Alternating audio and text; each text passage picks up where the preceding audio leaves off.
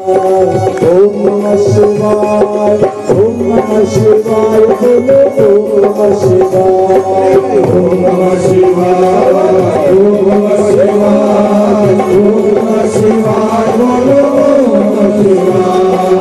नमः शिवाय, ओम नमः शिवाय, ओम नमः शिवाय, ओम नमः शिवाय, ओम नमः शिवाय, ओम नमः शिवाय, ओम नमः शिवाय, ओम नमः शिवाय, ओम नमः शिवाय, ओम नमः शिवाय, ओम नमः शिवाय, ओम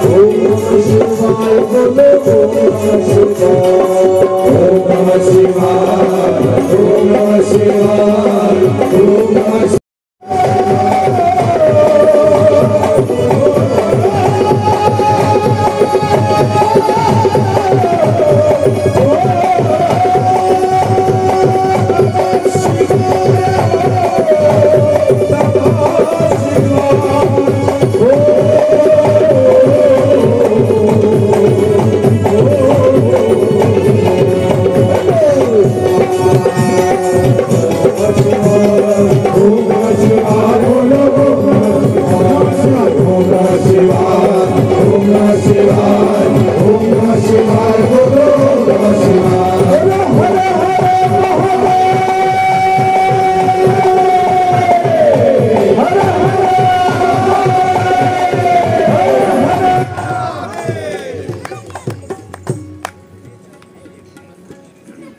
राष्ट्रसंत जगद्गुरु जनार्दन स्वामी गुरुमाऊलीच्या कृपेने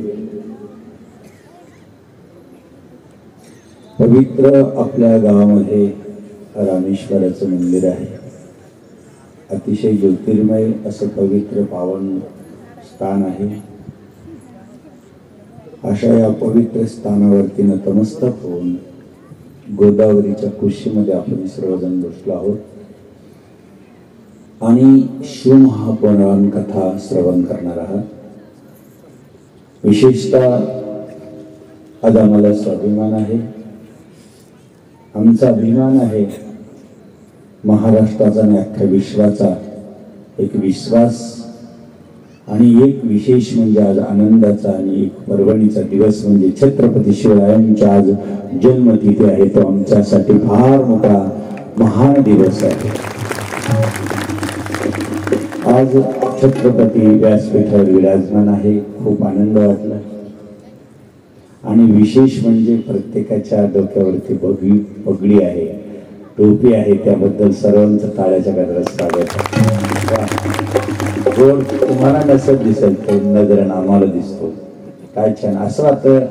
त्या काळात आम्ही नाही पाहिले छत्रपतीची मावळी, पण ह्या काळात आम्ही छत्रपतीची मावळी बघतो सगळे, खूप आनंद वाटतो आणि बसलं पाहिजे असं। आणि म्हणून आज या सर्व संतांचं, विशेष आमचे मलगिरी बाबा असो, सर्व संत सोमनाथ बाबा असो, आणखीन ममलेश्वर महाराज आहे, संतोष महाराज आहे, आमचं भजनी मंडळ आहे, दत्त महाराज आहे, बेडनेश्वर आहे, दादा आहे, विशेष चंदू भाऊ आहे, आणखीन गुणवंत आहे, दीपक आहे, सर्वांचं टाळ्याच्या गजरात आपण स्वागत करू। भाविक भक्तगण, माता बहिणी मोठ्या संख्येने या ठिकाणी आपण उपस्थित आहात। सर्व या ठिकाणचे कार्यकारिणी, संचालक, विशेष म्हणजे ज्यांनी कार्यक्रम आयोजित केला असा परिवार, सर्वांचं पुन्हा एकदा आपण टाळ्याच्या गजरात स्वागत करू। साहेब यावेळेस परत दुसऱ्या दिवशी कार्यक्रमाला हजर राहिले सर्वजण आपण, आणि राहायला पाहिजे। आपला गोड असा शिवमहापुराण कथेचा कार्यक्रम आहे, खूप भाग्यवान आहात तुम्ही। आज आपल्याला कसं 12 ज्योतिर्लिंगाचं दर्शन घ्यायचं आहे। आपण सुरुवातीला हर हर महादेव शंभो काशी विश्वनाथ गंगे असं नामस्मरण करतो। का करतो याच्या पाठीमागे माहितीये का? 3 स्मरण होते यामध्ये। हर हर महादेव शंभो 3 नाव येतात, काशी, विश्वनाथ आणि गंगे, 3 गोष्टीचं स्मरण होतं। आणि आपलं जर आपल्या आयुष्यात त्या 3 गोष्टीचं सकाळी उठून जर स्मरण केलं, सकाळी नुसतं आपण म्हणतो हर हर गंगे हर हर गंगे हर हर गंगे 3 वेळेस नुसतं तांब्या आपल्या नुसतं अंगावर डोक्यावरून टाकला तरी गंगेचं स्नान होते. हे हर हर 3 गोष्टीचं स्मरण होतं. काशीचं स्मरण होतं, नाही गेलं आम्ही काशी, नसन केले आम्ही काशीला गेलो नसेल तर, पण काशीचं स्मरण सकाळी होतं. हर हर महादेव म्हटलं जातं. आणि विश्वनाथ ज्या ठिकाणी विश्वाचा नाथ आहे, आम्ही सगळेच जण त्याच्यापासून अनाथ आहोत.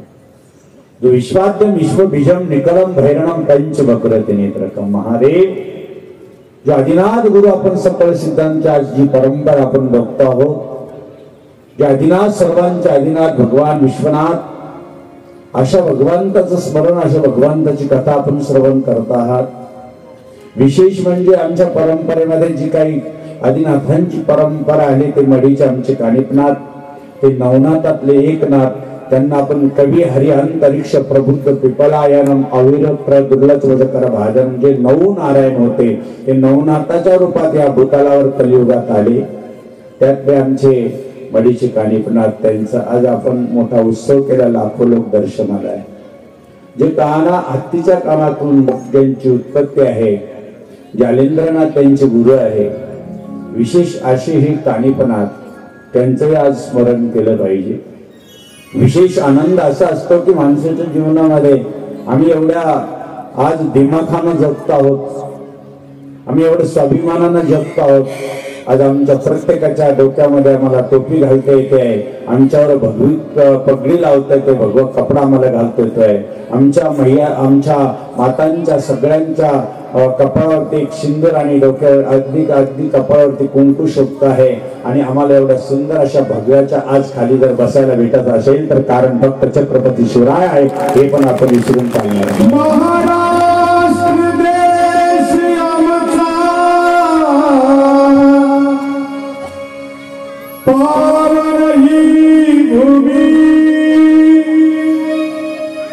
या मातीत जन्मले आमचे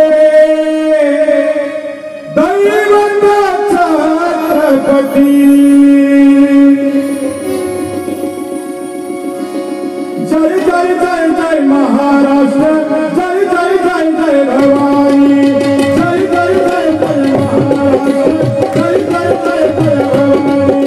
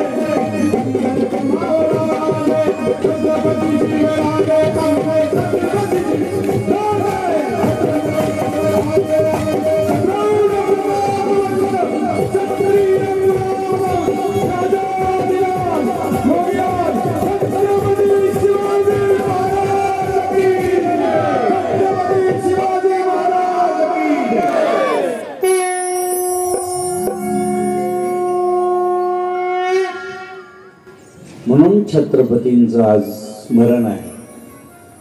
आम्ही 2 जिजाऊ काढल्या महाराष्ट्रात. एक आहे तुकाराम महाराजांची जिजाऊ आणि एक आहे छत्रपतींची मातोश्री जिजाऊ. एकाने लेकरू घडवलं आणि एक जिजाऊ मात्र भाकरी टाकायची आणि ह्या डोंगरावर जावं का त्या डोंगरावर जावं. एकदा जिजाऊ डोंगरावरती गेली आणि डोळ्यात पाणी आलं. तुकाराम महाराजांनी विचारलं, का रडतेस?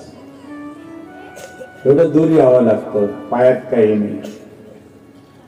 गुळवे घराण्यातली तू एवढी मोठी श्रीमंताची लेक आहेस, आज 3 ठिकाणी तुझं पातळ फाटलेलं आहे, 3 चिंध्या जोडलेल्या आहेस,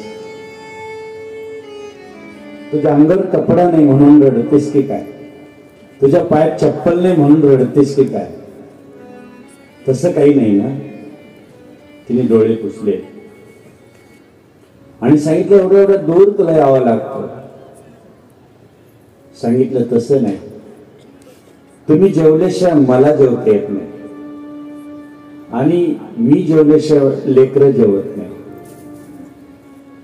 कारण का तुम्ही कधी कोणत्या डोंगरावर भंडारे असतात, कोणी कोणत्या डोंगरावर असतात, मला वेळ लागतो शोधायला आणि तुम्ही उपाशी राहतात म्हणून डोळ्याला पाणी, कपड्याने नेहमी माझ्या पायात चप्पल नाही म्हणून मी रडत नाही.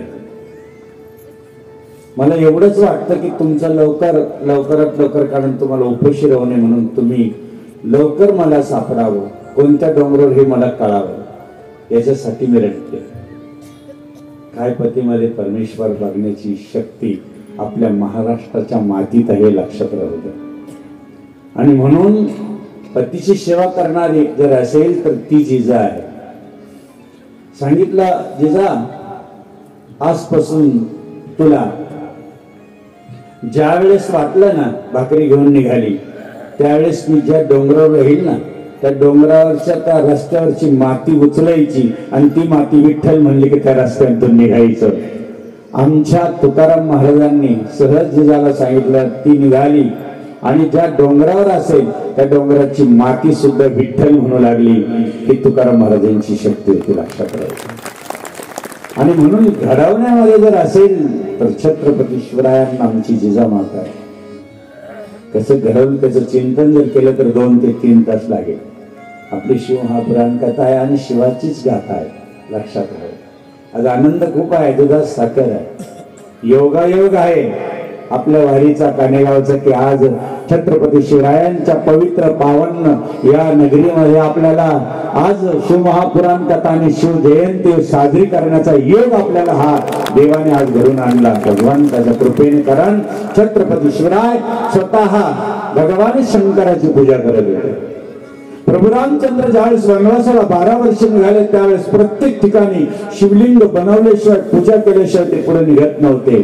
त्यातला भाग तो आपलाही आहे, जे रामेश्वर मंदिर आहे. जागे जागे गेले आणि म्हणून आपलं खूप मोठं भाग्य आहे. आपल्याला 12 ज्योतिर्लिंग बघत असताना सौराष्ट्र सोमनाथम च श्रीशैल्य मल्लिकार्जुनम उज्जैन्या महाकालम ओंकार ममलेश्वर.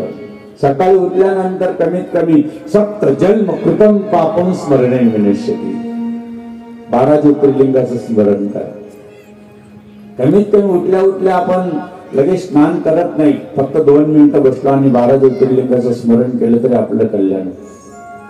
म्हणून छत्रपती शिवरायांनी जसे भगवान शंकरावर अभिषेक केल्याशिवाय निघत नव्हते. कुठल्याही कामाला जायचं तर भगवान शंकराची पूजा केल्याशिवाय निघत नव्हते. आपण सुद्धा ज्यावेळेस आम्ही सुद्धा गाडीत बसतो किंवा आम्ही ज्यावेळेस निघतो तर भगवान शंकराचं दर्शन घेतल्याशिवाय आम्हीही गाडीत बसत नाही. कारण का, त्याचंच हे सगळं फळ असतं, लक्षात ठेवू. ज्याच्या मनामध्ये शिव आहे, शिव शिव अक्षर 2, तो भजे रात्रंदिन, धन्य तयाचा संसार, परमार्थाची तेच घर. म्हणून प्रत्येकानं शिव शिव म्हणलं. शिव शिव शिव शिव शिव शिव शिव शिव शिव शिव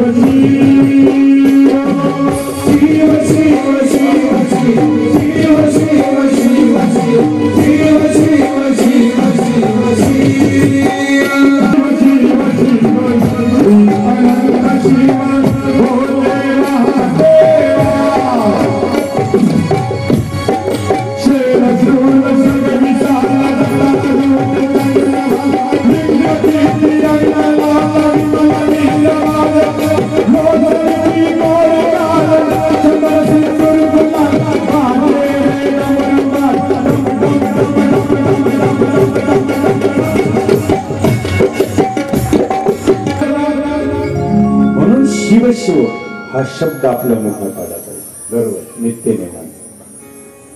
पाखरं सुद्धा आपण म्हणतो आपले भ्रमे चिवचिव, ते पण शिवशिव म्हणतात. चिमण्या काय करतात, त्या पण चिवचिव नाही करत, त्या पण शिवशिव म्हणतात. आम्ही पहिलं म्हणायचो, कारण हरभरे म्हणायचो आपण. म्हणजे त्यानिमित्ताने हरीचं हाराचं नाव यायचं. पण आपलं आता बदलत चाललं दिवसेंदिवस सगळं. ज्यावेळेस आपण दुधामध्ये साखर टाकून भगवान शंकरला स्नान करतो ना, पण दूध असं टाकावं की ते तापलेलं नसावं. विशेष म्हणजे जर्सी गाईचं मुळीच नसावं. काही काही वेळेस आपण काय करतो, दूध आणतो, भगवान शंकराला दूध टाकतो. पंचामृताचं महत्व तुम्हाला सांगणार आहे. का वाहतात त्याचं आपल्याला आज चिंतन करायचं आहे. अतिशय गोड चिंतन आहे. तसं आपल्या देवघरामध्ये भगवान पंचायतन पाहिजे, शिवशंकर पाहिजे. पंढरीचे पांडुरंग म्हणजे आपण ठेवले पाहिजे. भगवान विष्णू किंवा रंगनाथ पाहिजे. बरोबर आहे की नाही? 5 देवता आपल्या देवघरात पाहिजे. पहिले गणपती बाप्पा. कोणते पाहिजे? पहिले गणपती महाराज. दुसरे आहे भगवान विष्णू. तिसरे आहे कमीत कमी नर्मदेश्वर. एक भगवान शिवलिंग. एवढं मोठं नाही ठेवायचं जे आमच्याकडे आहे ते. एवढं मोठं नाही. याचं फक्त 3 अंगुल एवढंच शिवलिंग चालतं घरामध्ये. त्याला खूप सुंदर असं बनवून घ्यायचं. ते शिवलिंग आपण आपल्या घरात ठेवावं पाहिजेतच. कोणी म्हणे भगवान शंकर घरात ठेवणे. अरे बाबा, जिथं घरात भगवान शंकरने त्याचं कल्याणच होणं शक्य नाही. लक्षात राहतं. भगवान शिव हे घरात पाहिजेतच. पहिले म्हणजे देव स्मशानात राहतो. काहीतरी लोकांनी देवाला, तो स्मशानात राहतो, लक्षात घ्या. आणि एक लक्षात राहू द्या की आपल्याला सर्वांना जर जायचं असेल तर त्याच्याच कुशीत जायचंय. कोणाच्या? भोले बाबाच्या. असं कोण आहे की एवढंच जाणार आहे, कोणी पुढे जाणार आहे? नाही, जायचं तर भोले बाबाकडं. आणि भोले बाबाकडे जायचं तर तयारी चांगली करून गेलं पाहिजे. लक्षात घ्या. स्मशान निवास करतो ते. स्मशानी राहिला कैलासीचा शिव भोळा चक्रवर्ती. कैलासीचा शिव भोळा चक्रवर्ती.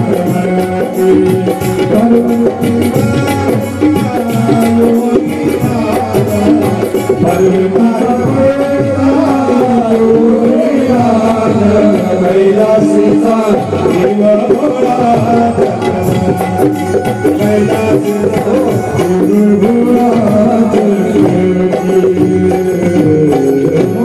गणपती बाप्पा, भगवान विष्णू जे आपण कधी कधी रंगणात ठेवतो. लंगडा लंगडा लंगडात लंगडा, देव एका पायाने लंगडा.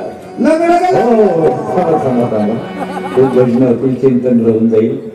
आता शिकर कथेला सुरुवात झाली.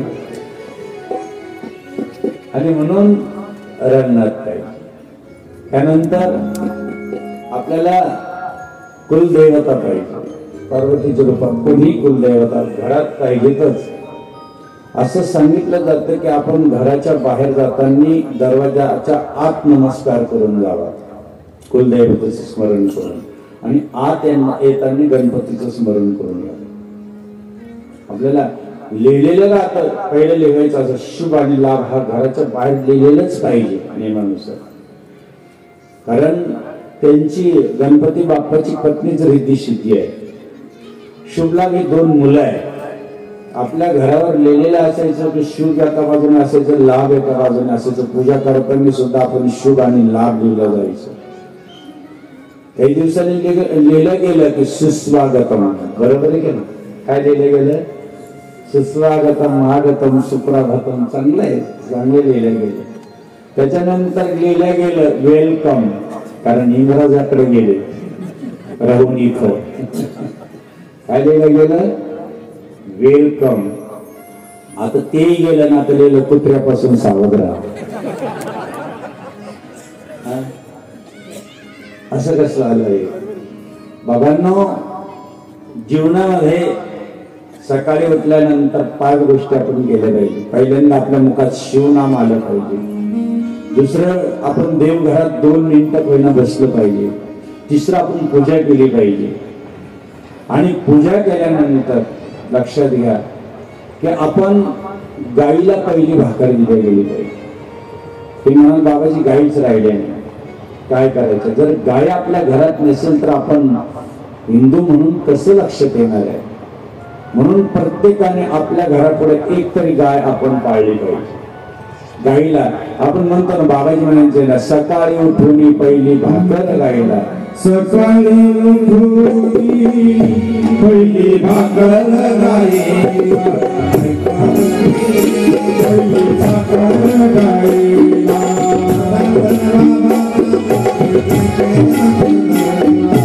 ऐका रुक्मिणी साधू सारखे साधू हिंदाचा बाजारी, ऐका रुक्मिणी साधू हिंदाचा जनार्दन बाबांचा फोटो देवाच्या शेजारी, ऐका रुक्मिणी फोटो देवाच्या. पहिली भाकर कोणला पाहिजे? कोण कोण देतं गाईला भाकर? वा वा, धन्यवाद सगळ्यांना. म्हणूनच सुख शांती घरात. मध्ये राहतो कधी कधी नाशिकमध्ये. वास्तविक पहिली भाकर गाईच्या नावाची राहते आणि शेवटी उरलं सुरलं ते कशाला द्यावं? कुत्र्याला द्यावं. काळ्या कुत्र्याला देण्यात चांगलं आहे, सगळा दोष निघून जातो, पितृदोष निघून जातो, घरातला अरिष्ट निघून जातो. कुत्र्याला दिलं गेलं, शेवटी कुत्र्याला द्यावं आणि पहिली गाईला द्यावं. ही काय करतात माहिती का शेतीमध्ये? पहिलीच भाकर विचारायला देवटीला जायचं राहतं, त्याच्या डब्यात घालतात. कोणाच्या नावाची घातली ती? हा, कोणाच्या नावाची?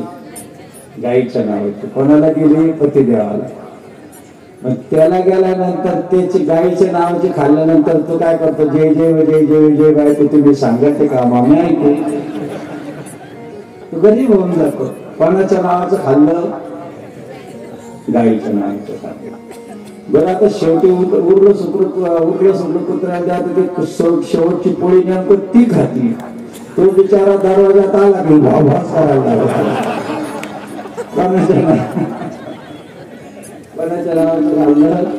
म्हणून कोणाच्या, हे बघा शास्त्र आहे, 6 गोष्टी व्हायलाच पाहिजे आपल्या घरात.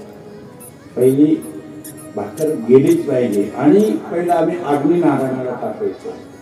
पंचायत म्हणतात, ते बारीक गोष्टी कोणी सांगणार नाही तुम्हाला, परंतु अग्नीला घास पहिल्यांदाच काही झालं का पहिला तुकडा आपण चुलीत टाकायचा, तर चुलीच राहिल्या नाही. कमीत कमी एक तरी असं गव्हाचं बारीक करून थोडस कवी नाही असं टाकलं पाहिजे, म्हणजे चुलीला अग्नी नारायण तृप्त होतो. पशु पक्षीला दिलं जायचं. आपल्या घरावरती पहिले असे पक्षीला आपण काय करायचो? काहीतरी ज्वारी बाजरी काहीतरी टाकायचो. पशु पक्षी यज्ञ हा एक प्रकारचा. पंचम यज्ञम चतुर्विधम असं म्हटलेलं आहे. 5 प्रकारचे यज्ञ व्हायला पाहिजे घरामध्ये. तुम्हाला आनंद प्राप्त पाहिजे. इकडे जातो तिकडे जातो, लिंब घेतो, जरे घेतो, काहीतरी येडेपणा करतो, आपण आयुष्याचं वाटोळ करतो. मिरच्या घे, हे घे, ते घे, गाडीला मिरच्या बांध, लिंब बांध, उलटी बावली बांध. कशासाठी रिकाम तिकडे? ज्याच्याजवळ भगवान शंकर आहे त्याला हे काहीच करायची गरज नाही. तुम्हाला आजपासून सांगतो, भोलेनाथ बाबांचं ज्याच्याजवळ नाम आहे, भगवान शंकराची ज्याच्या घरात पूजा आहे, भगवान शंकराची आराधना ज्याच्या घरामध्ये आहे, त्याला कुठल्याही प्रकारची भीती नाही लक्षात. कारण तो भगवान भोलेनाथ विश्वाचा मालक आहे, संचालक आहे, विश्वाला चालवणारा आणि विश्वाला सर्व धरावणारा तो आहे. म्हणून या गोष्टीतून आपल्याला अलिप्त व्हायचं असेल, घरामध्ये काही प्रकारची भीती असेल तर भगवान शंकराचं स्मरण करा. भगवान शंकराचं एक गंगोदक आपल्या पिंडीवर घरामध्ये ठेवा. एक शंख आपल्या घरात असू द्या, एक शिवलिंग आपल्या घरात राहू द्या.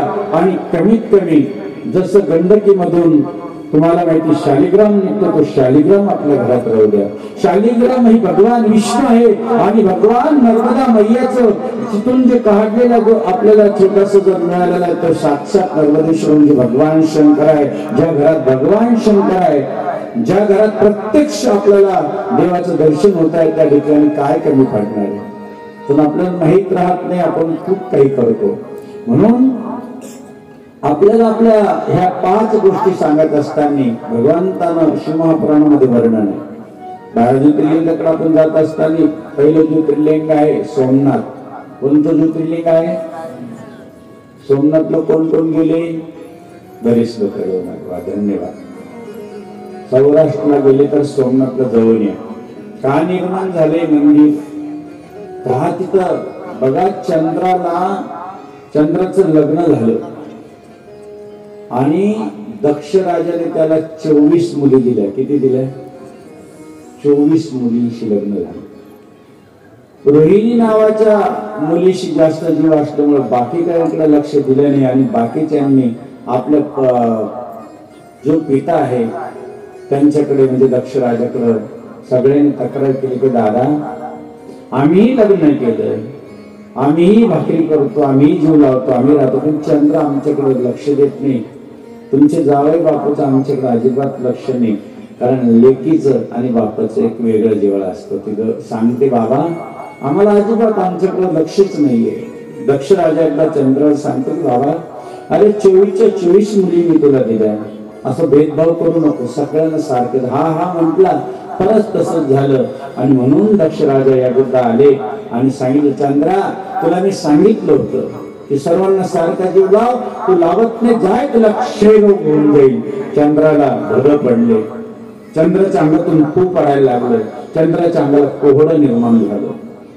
सगळं कोहडाने चंद्र पार नखापासून तर केसापर्यंत कोहडं झालं, पू पडतोय, दुर्गंध सुटला आहे आणि सगळं रडायला लागले. सगळे देवता पाहायला लागले की अरे चंद्र तर आता काळा पडलाय, आता काय करायचंय.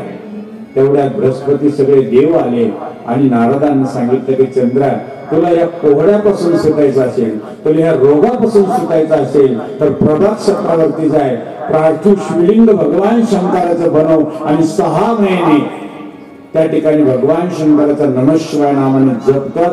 6 महिन्याच्या जपानं तुला ही कोरड जाईल, भगवान शंकर तुझ्यावर प्रसन्न होतील. अंगाला कुठल्याही प्रकारचा रोग असेल, अंगाला अनेक प्रकारचा शारीरिक रोग असेल तर भगवान शंकराच्या पार्थिव शिवलिंगाची पूजा केलेली जाते. हे लक्षात ठेवा. आपण केलं पाहिजे, आपण बनवलं पाहिजे.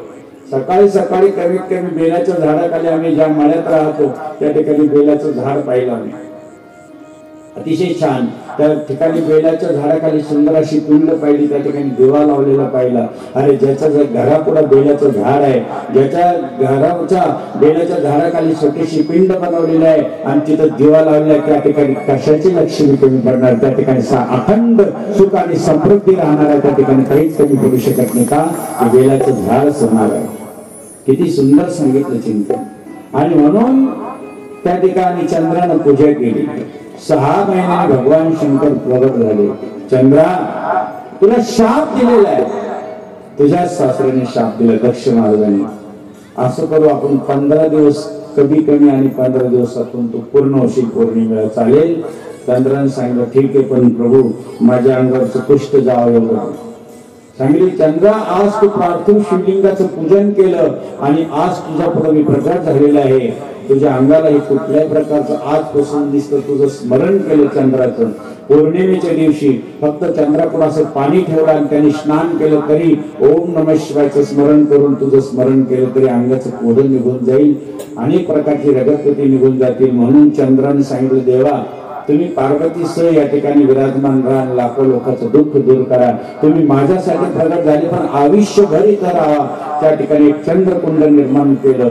आज जर प्रभात क्षेत्राला गेले तर त्या ठिकाणी चंद्रकुंड आहे, त्या कुंडात जर स्नान केलं तर अनेक प्रकारचं दुःख, अनेक प्रकारचे आपले त्वचा रोग निघून जातो. आणि म्हणून भगवान शंकर त्या ठिकाणी थांबले. त्या पहिल्या ज्योतिर्लिंगाचं नाव आहे, सर्वांनी जय जयकार करा, सोमनाथ भगवान.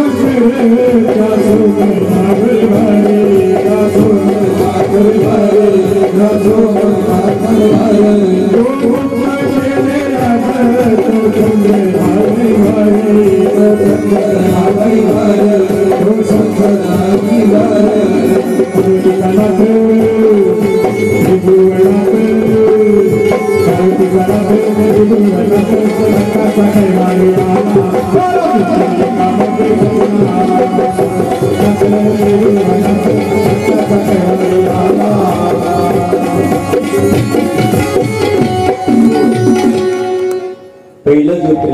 सोमनाथ प्रत्येक ज्योतिर्लिंग आपण 12 ज्योतिर्लिंगाचं दर्शन घेणार आहोत. उद्या मात्र लग्न आहे, शिवविवाह. सगळ्यांनी पेटे बांधून घ्यायचे, कारण महादेवाचं लग्न आहे आणि तिथे सगळे नाचणारे भूती वेताळ नाचती. प्रत्येक देशातलं भूत येणार आहे. आपल्याला बनवायचं पण तसंच आहे. उद्या आनंदच घ्यायचा आहे, कारण भोले बाबाचं लग्न आहे. खूप आनंद घ्यायचा होता. विशेष एक भगवान शंकराचं भक्त होतं. सकाळी पूजा केल्याचं वेगळं फळ आहे, दुपारी पूजा केल्याचं फळ वेगळं आहे आणि संध्याकाळी पूजा केल्याचं फळ वेगळं आहे. लक्षात. सकाळी देवाला पाणी घातल्याचं फळ वेगळं, दुपारी स्नान घातल्याचं वेगळं आणि संध्याकाळी प्रदोष काळात पूजा केलेली वेगळी. दररोज संध्याकाळी भगवान शिव आणि पार्वती 6 ते 6:30 या वेळेत आपल्या दरवाजात येतात. लक्षात ठेवा, दररोज येतात, कैलासातून निघतात आणि आपल्या दरवाजात येतात. 6:30 ते 7च्या दरम्यान याला प्रदोष काळ म्हणतात, म्हणून भोले बाबा येण्याचा टाइम असतो. भगवान शंकर पार्वतीसह आपल्या दरवाजात येतात, थांबतात, पाहतात. त्यानंतर तुम्हाला माहिती कोण येतं, सगळ्याला माहिती. लक्ष्मी तिची बहीण कोण, सगळ्याला माहिती, ते मी काही सांगत नाही. आणि म्हणून 7 ते 8 लक्ष्मी येण्याचा टाइम असतो, 7:30 ते 8:30 पर्यंत. परंतु ज्यावेळेस आपण हा टाइम साधतो त्यावेळेस मंदिरात जातो. संध्याकाळी 6:30 ते 7:30 पर्यंत प्रदोष काळ असतो. भगवान शंकर प्रसन्न होण्याचा वेळ आहे. मंदिरात जायचं. आपण बसताना उत्तर दिशेकडे तोंड करून बसायचं, दक्षिणेकडे पाठ करायचं. महादेवाला पाणी घालताना कसं घालायचं, एक पिंड अशी असते की डमरू पिंड असते, तिला उभ्याने पाणी घालावं लागतं, आणि एक बैठी पिंड असते त्याला बसून पाणी घालावं लागतं. हे पण लक्षात राहतं. आणि ज्यावेळेस आपण तांब्यात घेतो तो पूर्णपणे अखंड धारा भगवंताला आवडते, ती खंडित झालेली पाहिजे. नाहीतर मग काय, तू टाक थोडं, तू टाक थोडं, तू टाक थोडं, असं नाही. जो तांब्या आपण हातात घेतो तो पूर्णपणे ओतेपर्यंत थांबला नाही पाहिजे. लक्षात घ्या. आणि आपलं मुख कुठं पाहिजे, उत्तरेकडे पाहिजे. महादेव उत्तरेकडे. आपण दररोज. आणि पाठ कोणीकडे करायची, दक्षिणेकडे. दक्षिणेकडे पाठ असायची, उत्तरेकडे आपलं हे पाहिजे. लक्षात राहू द्या. आणि मग पाणी टाकून बघा तुम्ही, त्याचं फळ 10 दिवसाच्या आत तुम्हाला कशी अनुभूती येते. पाणी टाकायचं माहिती पाहिजे. जसं मंदिरात आपण जातो, पहिल्यांदा काय वाजतं, घंटा वाजतो. मंदिरात घंटा आणि संसारात तंटा. जर मंदिरात घंटा वाजला तर तो ब्रह्मनाद आपल्यामध्ये प्रवेश करतो, सगळं विसार करतो. आणि त्यावेळेस तो ब्रह्मनाद शिवनाद आपण ज्यावेळेस घेतो, घंट्याच्या नादानं आपण संसार विसरतो, त्याच वेळेस धर्माला स्पर्श करतो. धर्म म्हणजे नंदी. पुढे कोण आहे, नंदीला स्पर्श करताना 2 बोट असे ठेवायचे असतात. दोन्ही बोटात एक हात आपला शेपटीजवळ ठेवायचा आणि 2 बोट असे ठेवून मग दोन्ही बोटाच्या आतमधून शिवलिंग पाहायचं असतं. म्हणजे धर्माचा आधार घेऊन, जोपर्यंत आपण धर्माचा आधार घेत नाही, पूर्णपणे धर्मनिष्ठ होत नाही शिवरायांसारखं, तोपर्यंत आपल्याला शिवाच्या मंदिरात जायचा अधिकार आहे. म्हणून पहिल्यांदा नंदीचं स्पर्श करून दोन्हीच्या याच्यातून दर्शन घेऊन मग कासवाला स्पर्श करायचा असतो. म्हणजे धर्माचा अंग आज मी अंगीकार केलेला आहे पूर्णपणे. आणि मग कासवाला स्पर्श करून कासव सगळं अवयव आत घेतो, म्हणून ते कासव पुढे ठेवलेले. आपले 10 इंद्रियाची करुणिया होळी, शिवनामाची वाजवळ टाळी, अवरात्र हे काम. म्हणजे हे 10 इंद्रिय त्या ठिकाणी ठेवून द्यायचे, आपले आवरायचे. जसं कासव स्वतःला सगळं आवरून घेतं. आणि मग मात्र भगवान शंकराचा जो दरवाजा असतो तो छोटा असतो, असं उंच 5 फुटाचा नाही राहत, 3.5 फुटाचा, 2.5 फुटाचा एवढंच असतो. कारण तिथं वाकायचं असतं. काय करायचं असतं, असं सरळ नाही जायचं. तिथं काय करायचं, पूर्ण वाकायचं तर देवा आता मी पूर्णपणे माझं हे केलेलं आहे, आता मी तुला तुझ्या पूर्ण वाकलेलं आहे. आणि वाकून आतमध्ये गेल्यानंतर मग मात्र उत्तर दिशेकडे तोंड करून भगवान शंकराला नमस्कार करायचा. असं डोकं टेकायचं. काही लोक त्या देवाच्या जो साळुंकाने त्याला डोकं लावतो. अरे घरी डोकं लावलं तर देवाला डोकं लावतो तो. तिथं त्या देवाला डोकं नाही लावायचं. शिवलिंगाला कधीही डोकं लावू नये. ते ज्योतिर्मय आहे, साक्षात ओलय आहे. त्याला नमस्कार करावा, स्पर्श करावा. आणि तिथले फुलं असेल तर ते फुलं घ्यावं. कारण निर्माल्याला जास्त महत्व आहे. ते फुल घ्यावं, इथं लावावं, इथं लावावं, इथं लावावं, सुगंध घ्यावं. माहिती का तुम्हाला ते फुल का घ्यावं? तिथलं कमीत कमी त्याला माहित नाही. आता जाऊ एकाच वेळेस सगळ्यांनी सांगून जाणार तुम्हाला. कोण कोण घेतं फुलं? आणि म्हणून ते फुल घ्यायचं. तिथलं बेल घ्यायचं. बेल घेतलं आपल्या जवळ ठेवायचं ते दिवसभर. बेलाचं स्थान त्याला नमस्कार करून भगवान शंकराला नमस्कार करून मग मात्र येऊन पायरीवर बसायचं असतं. असं जुन्या लोकांचा नियम. भगवान शंकराचं दर्शन ह्या पद्धतीने घेतलं तर आनंद आहे. आता दररोज जायचं, त्रिकाळ संध्या करायचा आणि 3 वेळेस पाणी घालून भगवान शंकराची इतकी भक्ती करायची, एवढी भक्ती करायचं, खूप भक्ती करायचा. एकुलते एक मुलगा होता, शेतकरी होता. शेतकरी असताना खड्यावरती खूप उत्पन्न निर्माण झालं आणि म्हणून खड्यावर गेला. लेकरू खड्यावर होतं आणि सुंदर अशी तिथं अगदी मळणी चालू होती. तेवढ्यात एक सर्प आला.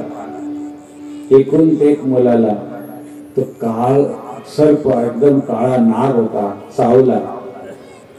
आणि चावल्यानंतर त्यांनी पाहिलं, अरे आपल्या मुलाला सर्प दंश झालेला आहे, त्याच्या तोंडातून भेष येत आहे.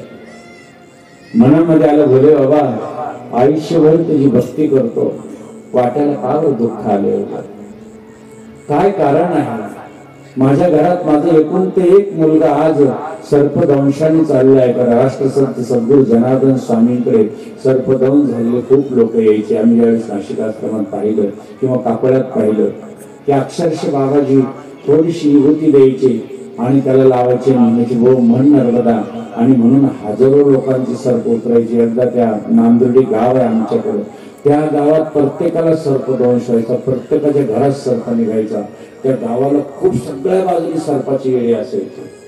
2 दिवस झाले की काकड्यात लोक यायचे, 2 दिवस झाले की शिवपुरीत लोक यायचे. बाबाजी म्हणायचे, हो नांदेडवाले हो, अरे तुम्हाला कायम सर्पदंश होतो, असं करू म्हणे.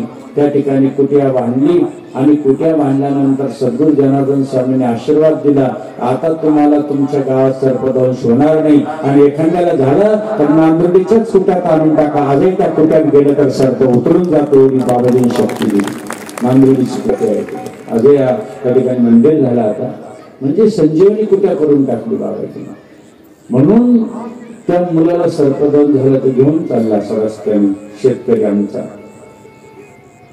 डोळ्यात पाणी आहे. एकुलते एक लेकरू आहे. पाहता पाहता ते लेकरू पाहत आहे. एकुलते एक लेकरू माझं गेलं, भोले बाबा स्मरण चाललंय. तेवढ्या समोरून कोणीतरी आले, बाबा काय झालं तुमच्या मुलाला? म्हणे काही नाही, सर्पदंश झाला, गेलं माझं लेकरू. खूप सेवा केली होती भोले बाबाची, पण असं वेळ यायला नको त्याच्या कर्मात असेल म्हणून डोळ्यात पाणी आलं. समोरच्या व्यक्तीने सांगितलं, एवढी जडीबुटी आहे, देते का त्याच्या तोंडात? म्हणून ती तोंडात दिली. हल्ली ते लेकरू उठून बसलं. उठल्यानंतर ते लेकरू घरी आलं. दुसऱ्या वेळेस काहीतरी स्वतःवरच विघ्न आलं. 2 बैलाच्या झुंडामध्ये असं सापडलं गेलं आणि तेवढ्यातूनही काहीतरी विघ्न टळल्या गेलं.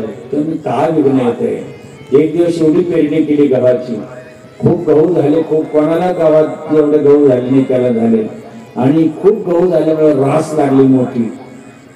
आनंद झाला आणि काही नाही. रास लागले असताना त्या ठिकाणी खड्यावर असायचं, कोणीतरी आलं आणि यांनी पाहिलं, अरे खूप आनंदानं मस्त आहे, आपल्याला काही कमी नाही आता. पण रात्री एवढा पाऊस झाला, एवढा पाऊस झाला, त्याची रासच होऊन गेली. मग सांगितलं, आजपासून भोले बाबाच्या मंदिरात जायचं नाही. पहिलं लेकरू गेलं असतं, काही काळाला वाचलं.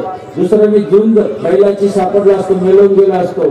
माझ्यावर एवढे विघ्न आता जाऊ द्या ते दोन मान्य केले पण माझी एवढी मोठी रात झाली मला एवढे गहू झाले भगवंताने रात्रभर एवढा पाऊस पडला माझे गहू वाहून गेले याच्यापेक्षा आजपासून मंदिरात जायचं नाही देवा तुझा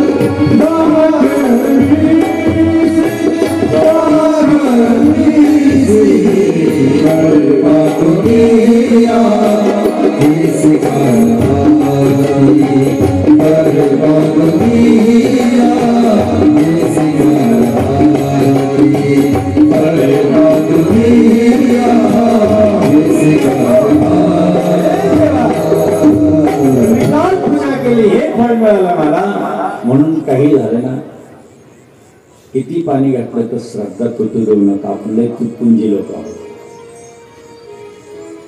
मंदिरात गेला भगवान शंकराच्या पिंडीजवळ आपलं डोकं आपलं लागला देवा का दुःखाचं डोंगर पाठवलंस अखंड पूजा केली त्याचं फळ मला हे मिळालं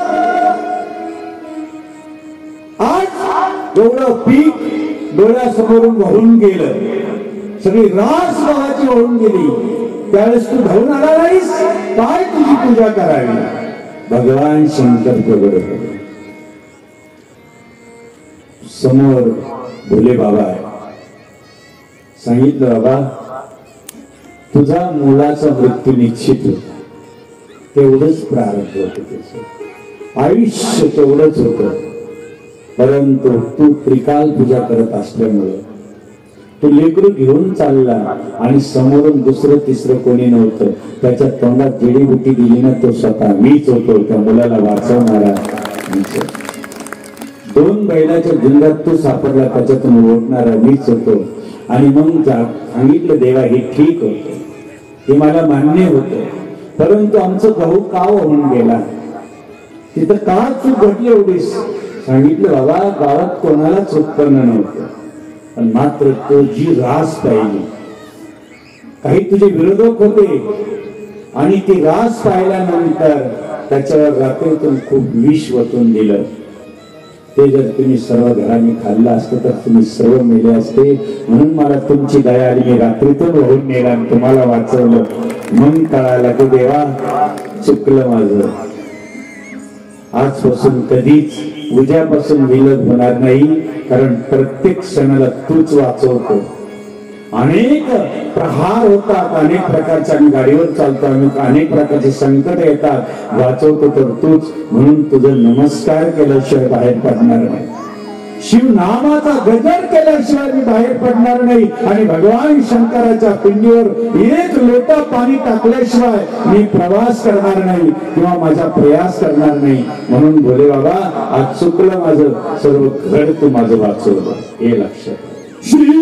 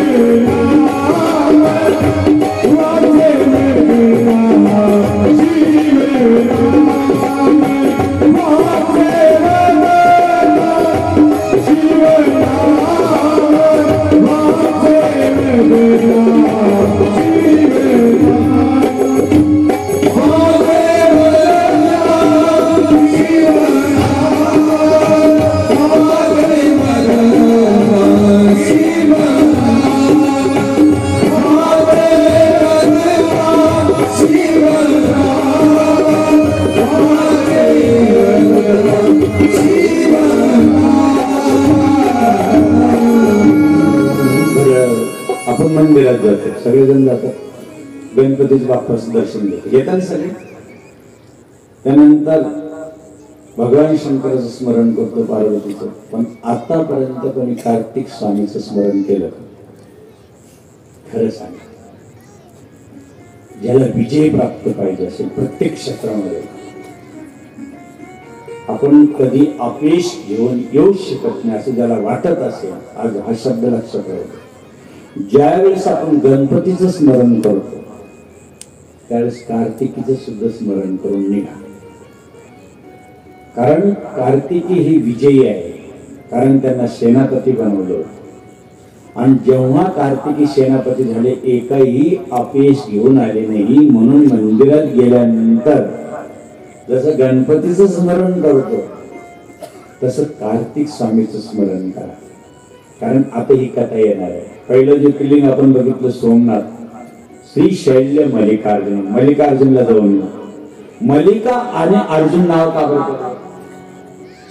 आता तुम्ही सगळेजण खूप कथा ऐकतात, मल्लिका आणि अर्जुन हे नाव का पडलं? एक खूप चिंता नाही. 12 ज्योतिर्लिंग आपल्याला बघायचं आहे. तुम्हाला अजून खूप खूप वर्ष काहीतरी गोड गोड असं द्यायचंय की जेणे करून आपल्याला आपल्या घरात सुख शांती आणि आनंद प्राप्त होईल. कधीही घरामध्ये कटकट होणार नाही, कधी झगडा होणार नाही, कधी कुठल्याही प्रकारचा त्रास होणार नाही, अशी अनुभूती आज आपल्याला देऊन जायची. सगळ्याला सुख आणि शांती घरात लागेल अशी अनुभूती या शिव महापुराण कथेतला प्रसाद तुम्हाला द्यायचा आहे. परंतु हे ऐका, ज्यावेळेस लेकर मोठं होतं तर आई वडिलांना चिंता पडते की यांचे लग्न व्हावं. काल सांगितलं की जर मूग आदल्या दिवशी धुवायचे आणि दुसऱ्या दिवशी 108 मूग भगवान शंकराच्या पिंडीवर वाहायचे. लग्नात अडचण असेल, घरात अडचण असेल तर मूग व्हावं, गहू व्हावं, असं 1-1 लाखाचं त्यांना सांगितलं. पण आपण एवढे एका वेळेस वाहू शकत नाही. नवे 1 लाख दिवे लावायला सांगितलेले आहे. त्याने मग त्याच्यामुळे ते वाटीने राहत काय एकत्र बारीक बारीक बारीक बारीक बारीक बारीक त्या वातीचं तुपात भिजायचं आणि ती लावायची. एवढंच काय, अनेक प्रकारचे संकट येत असेल तर बेलाची काडी आणायची, त्याला असं पूर्ण असं कापूस गुंढाळायचा, ते तुपात बुडायचे, भगवान शंकरापुढे त्याची ज्योत पेटून पहा. याच्या अनुभूत्या जर सांगितलं तर तुम्ही म्हणाल बाबाजी ही कथा बाजूला राहू दे, हेच सांगा. कारण आम्हाला संसारातले दुःख आहे, संसार दुःख मूळ फार दुःख आहे. काय सांगा, हे दुःखातून दूर व्हायचं असेल तर भगवान शिवाची पूजा. 2 लेकर आहेत, एक आहे कार्तिक स्वामी, एक आहे गणपती. सांगितलं बाळावर तुम्ही मोठे झाले, आता तुमचं लग्न करायचंय. भगवान शंकरांना आणि पार्वतीने दोघांना सांगितलं जो कोणी पृथ्वी प्रदक्षिणा करून येईल त्याचा अगोदर लग्न.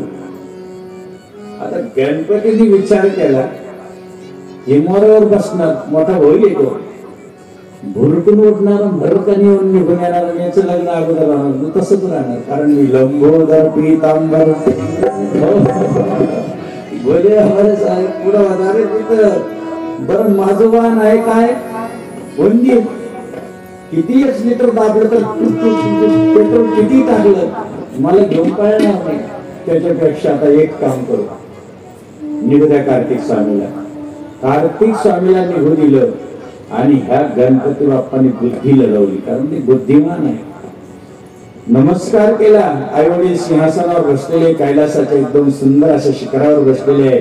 दगडाचं सिंहासन आहे, आपलं व्याघ चर्म पांघरलेलं आहे. भगवान भोलेनाथ आपल्या आपल्या आनंदात आहे. पार्वती माता जवळ बसलेली आहे. गणपती बाप्पाने नमस्कार केला, तिथंच 3 प्रदक्षिणा मारल्या आणि साष्टांग नमस्कार केला. गणपती बाप्पाला महादेवाने विचारलं, बाळा का प्रदक्षिणाला गेला नाही? त्याने सांगितले, 1 धाम माता, 1 धाम पिता, चरणी 4 धाम. तुम्हाला जर प्रदक्षिणा केलं तर 1 नाही 1000 प्रदक्षिणात या पृथ्वीचे होतात, हे मला कळालं. भगवान शंकर प्रसन्न झाले, तुला आई वडील कळाले, तुला सर्व कळालं. आज तुझ्यावर प्रसन्न आहे, पहिलं तुझं लग्न लावून देतो. भोले बाबाने गणपती बाप्पाचं लग्न लावलं. हे वर्षाने तिथं आलं. कोण? आमचं कार्तिक बाबा. कार्तिक बाबांना पाहिलं, गणपती बाप्पा हे कोण आहे? म्हणजे काही नाही, झालं लग्न, सावधान झालं. म्हणजे हे कोण आहे म्हणजे लेकर खेळताय माझे. कार्तिक स्वामीला थोडा राग आला, जे सरळ निघून गेले, कारण कार्तिक स्वामी लग्न नाही केले, श्री शैल्यांच्या डोंगरात गेले. पार्वतीला दया आली, आई ना शेवटी माझ्या लेकराला मला भेटायला जायचं. 14 किलोमीटर अजून दूर निघून गेले. आणि त्यावेळेस भगवान शिव आणि पार्वती दोन्हीही त्यांना समजून सांगायला गेले की बाळा असं राग नाही माने, आज तुझ्यासाठी आम्ही दर्शन द्यायला आलो. मल्लिका नावाने पार्वती आणि शंकर नावाने त्या ठिकाणी अर्जुन नावाने भगवान शिव दोन्हीही त्या पिंडीमध्ये समावित झाले आणि लेकराला दर्शन देऊन त्याच्यासाठी तिथे राहिले. त्या देवाचं नाव आहे मल्लिकार्जुन. बोला मल्लिकार्जुन भगवान. प्रसन्न शिव शंकर अर्जुनावर भारी, अर्जुनावर भारी, अर्जुनावर भारी. प्रसन्न शिव शंकर अर्जुनावर भारी, अर्जुनावर भारी, अर्जुनावर भारी. अर्जुना धर्मोनी हो जगत धर्मधारी, हो जगत धर्मधारी, हो जगत धर्मधारी. मल्लिकार्जुन भक्त पुजारी, मल्लिकार्जुन भक्त पुजारी. तुझला का सपना आला कामते घटना, अर्जुनाला देवना भक्ताचा कैवारी आला, आला तुझे कामते घटना.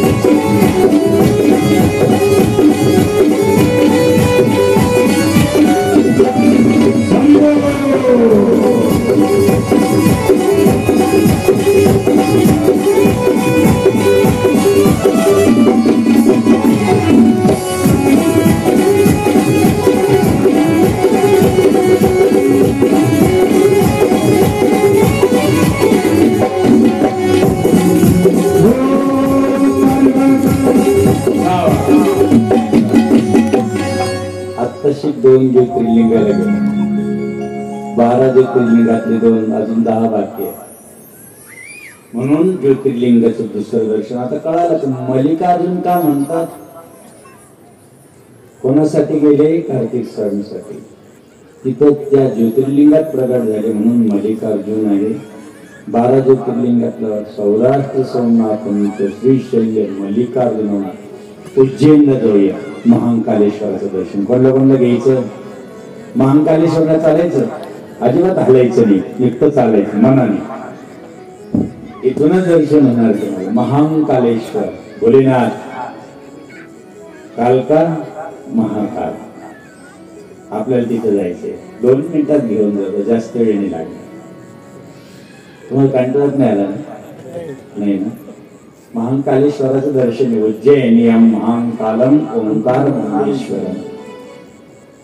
भोले बाबा आहे. एका ठिकाणी एक जण भोले बाबाचं दर्शनाला गेलो. अवघड असतं काही काही लोक. आणि भोले बाबा आहे, अगदी भोले, खूप भोले ते. पण कधी कधी मग आहे दर्शनाला गेल्यानंतर काही लोकांना कळत नाही काय कसं काय करावं तिथं. म्हणून शिवशंकराला रुईची फुलं का व्हावं, शमीचं पान का व्हावं. रुईच्या फुलामध्ये एक येते असं ते येतं, त्याच्यामध्ये असं कापसासारखं असतं. रुईच्या फुलामध्ये ते असं असतं का, त्याला काय म्हणतं काय फळ असतं काय ते, त्याच्यात कापसासारखं असतं. त्याची जर तुपात बुडून भगवान शंकराला ज्योत लावली त्याला काय त्याचं फळ सांगितलं. पण आपल्याला ते एवढं नाही. पण रोईचे नुसते फुलं वाहिले, फक्त फुलं होऊन बघा रोईचे. शेमी आपण वाहतो तसं रोईचे फुलं, त्याचं चिंतन केलेलं आहे या ठिकाणी. शिवमहापुराणात कोणतं कोणतं फुल वाहिल्याने कोणतं कोणतं फळ भेटतं त्याचं आपल्याला उद्या चिंतन करायचं आहे. फक्त हे लक्षात राहू द्या की आपण 12 ज्योतिर्लिंग पाहत असताना मल्लिकार्जुन जसं बघितलं तसं महाकालेश्वर बघायला जायचं. महाकालेश्वर का निर्माण झालं? आज सगळ्यात मोठं रूप आहे त्याचं आहे. अवंती नगरी का आहे, खूप गोड अशी नगरी आहे. आम्ही एकदा नर्मदा किनारीला गेलो आणि नर्मदा किनारीमध्ये जात असताना एक जणांनी सांगितलं मला भगवान शंकराचं दर्शन पाहिजे. नर्मदा मैया देते दर्शन, खरंच देते. खूप नर्मदा मैया प्रत्यक्ष दर्शन देते, जेव घालते, वेळोवेळी चहा देते, चहा पिणाऱ्याला कोणाला उपाशी ठेवत नाही. नर्मदा मैया आहे, काय सांगावं. नमो नर्मदा मयी देवा पार्वती वल्लभ सदाशिवा. नमो नर्मदा मयी देवा पार्वती वल्लभ सदाशिवा. नमो नर्मदा मयी देवा पार्वती वल्लभ सदाशिवा. नमो नर्मदा मयी देवा पार्वती वल्लभ सदाशिवा.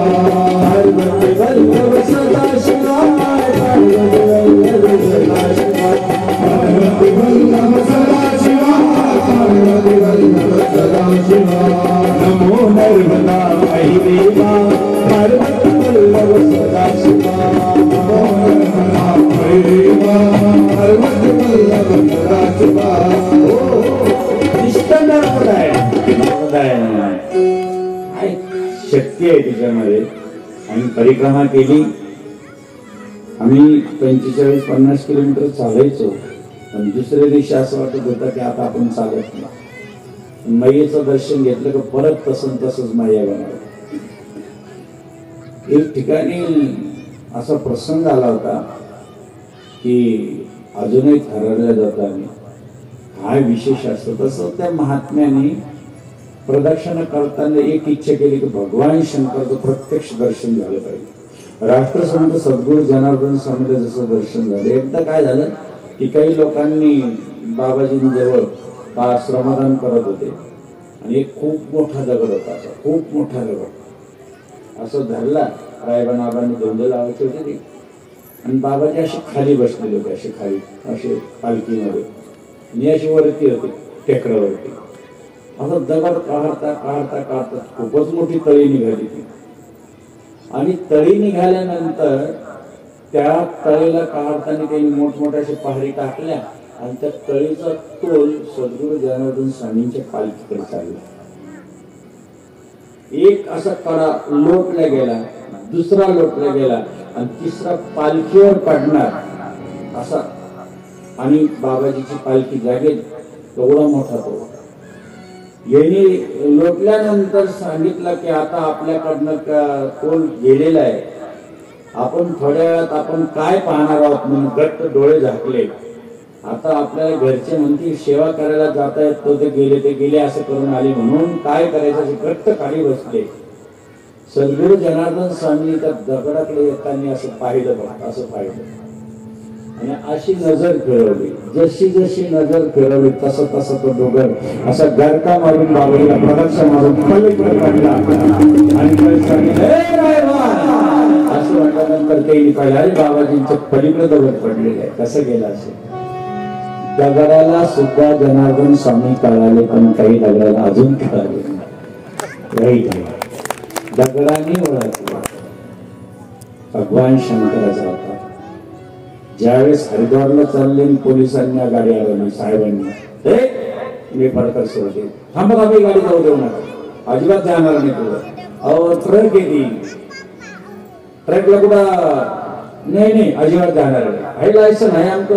बाबाजी माझ्या टप्प्यात बसले. निफाडकर सरांनी नमस्कार केला. बाबा साहेब मध्ये आमचे अरे बाबाजी वगैरे. त्यावेळेस आमचे महात्मे लोक काय करायचे होते, बारदाना घालत होते. काय घालत होते?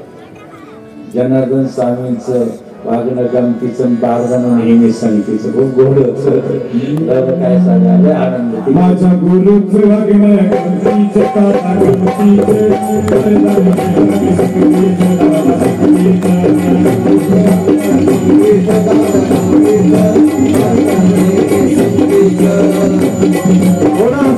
जागेवर पाहिजे आनंद घ्यायचा करायचा बाबाजी कृष्णाचं गणपती गोपाळ कार्य जगती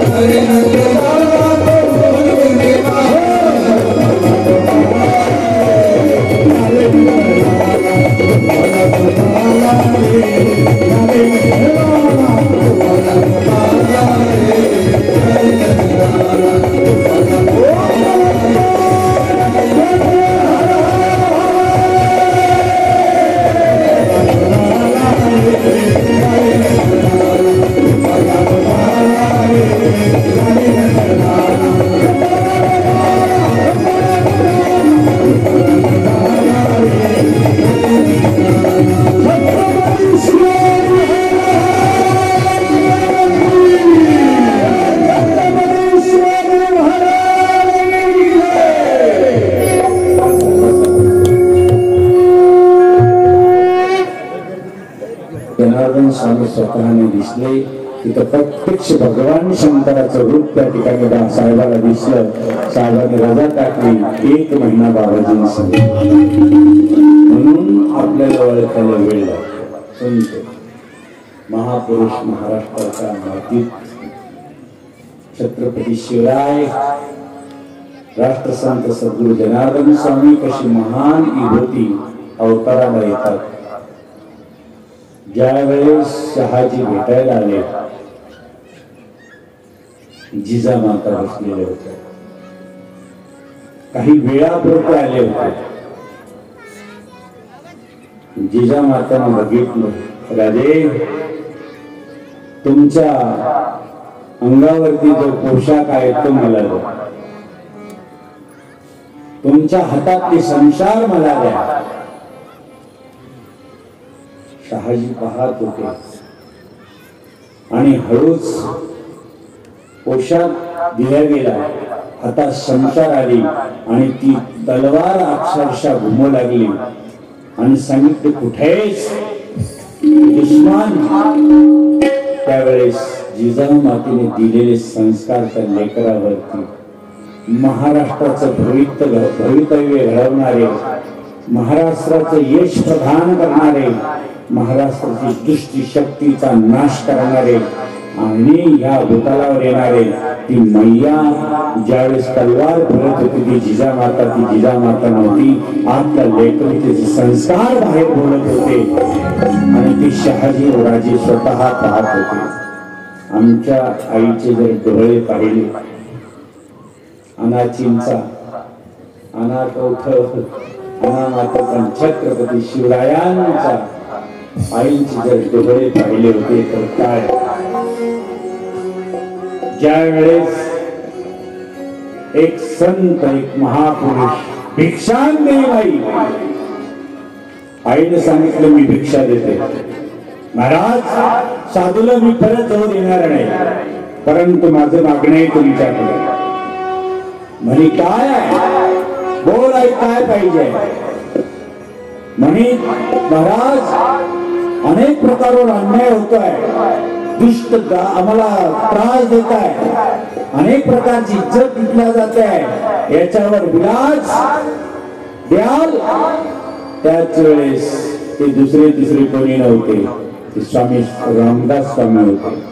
सांगितलं माते जाता जाता भगवान शंकराची भक्ती केलेली आहे, आजोबांनी पंजोबांनी वरदान मागितलेलं आहे, तिसऱ्या पिढीत जो येईल तो शिवाचा अंश अवतर तुझ्या कुशीत जन्म घेईल आणि तो ज्या विश्वाचं रक्षण करील असं वचन देत आहे.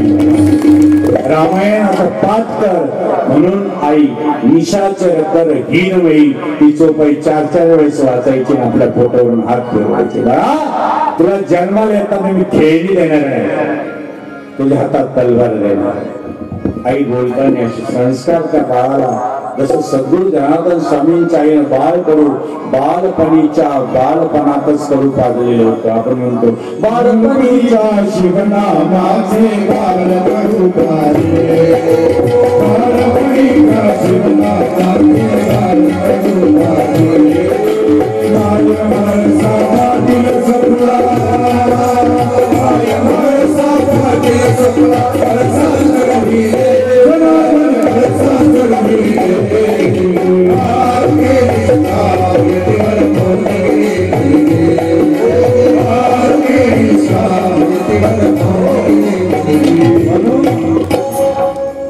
आपण ज्यावेळेस आपण म्हणतो की आम्हाला काल सर्प दोष लागला,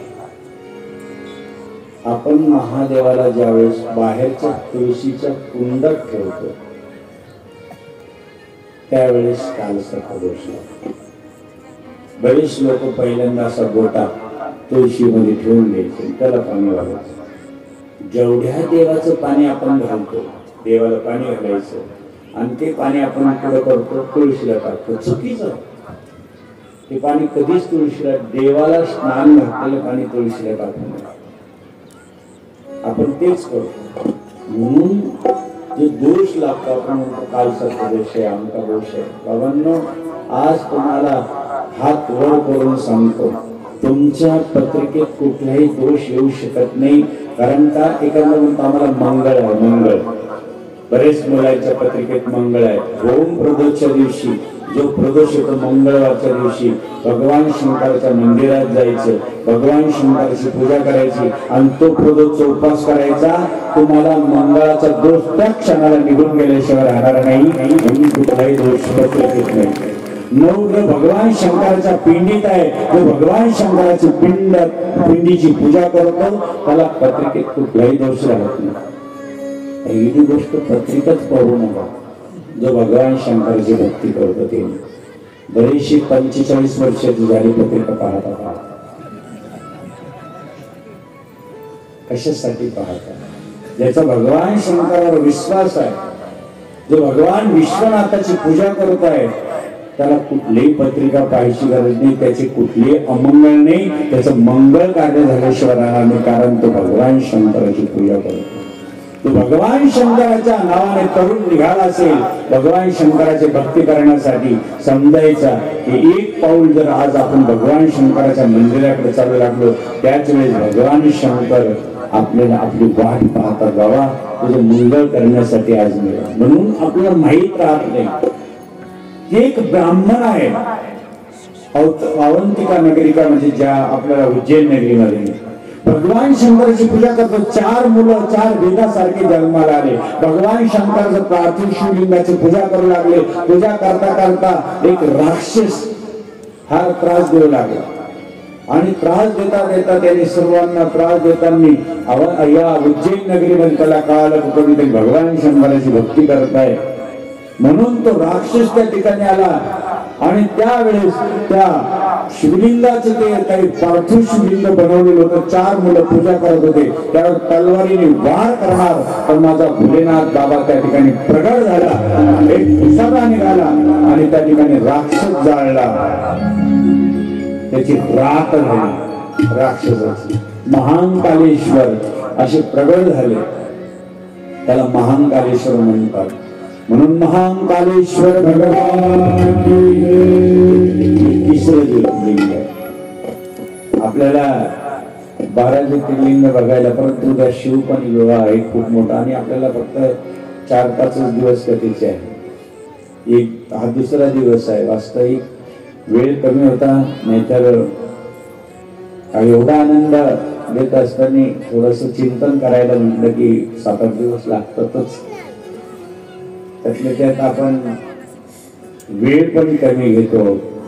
2-3 तास तरी कथा सांगली पाहिजे, बरोबर आहे? इच्छा आहे ना तुमची? कारण 12 ज्योतिर्लिंगाला कमीत कमी अजून 1 तास लागेल आणि या ठिकाणी 10:15 वाजून गेले. 10:30 पर्यंत चालेल की नाही? चालेल ना? सर्वांचं वर हात करा. चालेल तर 10:30 पर्यंत. वा वा वा.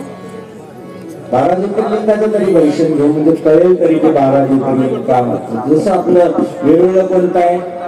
घृष्णेश्वर आहे. आपण वेरूळच्या भोलेनाथा दर्शन घ्यावे आता, वेरूळच्या भोलेनाथा दर्शन घ्यावे आता, दर्शन घ्यावे आता, दर्शन घ्यावे आता, दर्शन घ्यावे आता, दर्शन घ्यावे आता, वेरूळच्या भोलेनाथा दर्शन घ्यावे आता, वेरूळच्या भोलेनाथा दर्शन घ्यावे आता. कृष्णेश्वर का बरं? कृष्णा नावाची आणि तिथं एक राजा आणि राणी राहत होते. त्यांना मूलबाळ नव्हतं, म्हणून तिने काय केलं, आपल्या बहिणीलाच, कारण मला मूलबाळ होत नाही म्हणून बहिणीलाच आपल्या घरी घेऊन आली, करून घेतली. पण बहीण आहे ना एवढी धार्मिक होती ती लहान, दररोज 108 शिवलिंग बनवायची मातीची. किती? तुम्ही एक तरी बनवून पहा. ती दररोज बनवत होती आणि तिची पूजा करायची. ती नित्य नियमाला पूजा करायची आणि पूजा झाल्याशिवाय बाकी काही नाही. अशी करता करता करता करता तिथे एक शेवळ तळ, पूजा केली की त्या शेवळ तळ्यामध्ये ती विसर्जन करायची. तिला भगवान शंकराची जी पूजा करतात, स्वामी विवेकानंदांच्या आईनं 1 कोटी शिव भगवान विश्वनाथावर, काशी विश्वनाथावर 1 कोटी बिल्वपत्र वाहिले होते, तेव्हा स्वामी विवेकानंद झाले ज्ञानी. मुलगा जन्माला यायचा असेल तर भगवान शंकराच्या पिंडीवर बेलाचं पान वाहा. मुलगा खूप ज्ञानी आणि विद्वान जन्माला यावा असं वाटत असेल, माऊलीच्या आईने 108 प्रदक्षिणा कुठे केल्या? सिद्धेश्वराला केल्या. आणि त्यावेळेस पिंपळाला प्रदक्षिणा केल्या, सिद्धेश्वराला पाणी घातलं. ज्ञानवान विद्वान, अरे बाबा, विश्वाची माऊली जन्माला आली, लक्षात घ्या. म्हणून भगवान शंकराची पूजा व्हायला. ज्यावेळेस आपल्याला माहिती आहे की तिने पण केले, अशी शिवलिंग केले, वाहून दिले, मस्तपैकी पूजा चालली. त्या कृपेने तिने इतका गोड मुलगा झाला, लई ज्ञानी मुलगा झाला, गुणवान झाला. लहान गोड दिसायचा, तो गोंडच दिसायचा, तेजपुंज मुलगा तो. मोठी पाहिलं की अरे लहानीला मुलगा झाला, पण मग मुलगा झाल्यापासून त्यांचं आपल्याकडे लक्ष नाही, ते आपल्याकडे पाहत सुद्धा नाही. दोघं नवरा बायको ते मुलगा एकत्रच राहतात. मी घरी आणलं तरी माझ्याकडे पाहायला तयार नाही. तिला थोडी ईर्ष्या निर्माण झाली. कधी कधी आपल्या घरातच ईर्ष्या निर्माण होते, आपण काही करून बसतो बघा, कधी कधी होतं असं. आणि म्हणून खूप ईर्ष्या निर्माण झाली. तिने काय केलं, रात्रीचा वेळ होता, घरात गेली. 2 वाजता ती लेकरू झोपलेलं आहे, मोठी बहीण आहे, लक्षात घ्या. आणि त्या मोठ्या बहिणीने त्या लेकरामुळं आपल्याकडे दुरावा निर्माण होतो म्हणून सुरी घेतली. त्या लेकराचे तुकडे तुकडे गेले. काही होऊ शकतं, लक्षात, किती आसुरी निर्माण होऊ शकते वृत्ती. त्या लेकराचे तुकडे केले आणि त्या शेवळ तळ्यात नेऊन टाकले, काही तिथं पडले. आणि ते तिला काय म्हणते, अगं उठ ना, तुझं लेकरू बघ वाघाने खाल्लं. तिच्या मनावर कुठलाही परिणाम झाला नाही. तिने परत आपली शिवलिंग बनवले. पटकन एखादी पळत गेली असती, माझे लेकरू रडत बसले असते, शिवलिंग बंद केले असते बनवायचे. आपले शिवलिंग बनवले 108. आणि भगवान त्या शंकराची पूजा करून त्या तळ्यात टाकणार, तर माझा भोले बाबा त्या ठिकाणी प्रगट झाला. तिच्या पुढे प्रत्यक्ष भगवान शंकर प्रगट झाला. तू पूजा करतेस ना, तुझ्या मोठ्या बहिणीनं तुझं लेकरू या ठिकाणी टाकलं. बोल काय शब्द, काय बोल. तिने सांगितलं, भोले बाबा, माझं एकच इच्छा आहे, तुम्ही आज मला तिने आज घरात आणलं आणि त्याच्यामुळे तुमचं दर्शन झालं. तिने नसताना तर तुम्ही कशाला मला दर्शन दिलं असतं.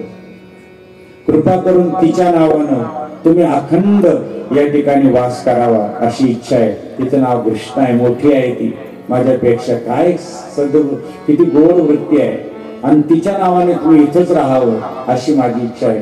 भगवान शंकराने सांगितलं, तथास्तु, मी तिच्या नावाने कृष्णेश्वर नावाने या ठिकाणी राहील. तळ्यात हात घातला आणि हात घातल्यानंतर तुकडे तुकडे केलेलं पोरग जसं तसंच तिला दिलं. हे घे तुझं पोरग, कारण तू सेवा केली. भगवान भोले बाबा काही करू शकतात. कृष्णेश्वराय कृष्णेश्वराय हर हर भोले नमः शिवाय. कृष्णेश्वराय शिव कृष्णेश्वराय हर हर भोले नमः शिवाय. नमः शिवाय नमः शिवाय हर हर भोले नमः शिवाय. नमः शिवाय हर हर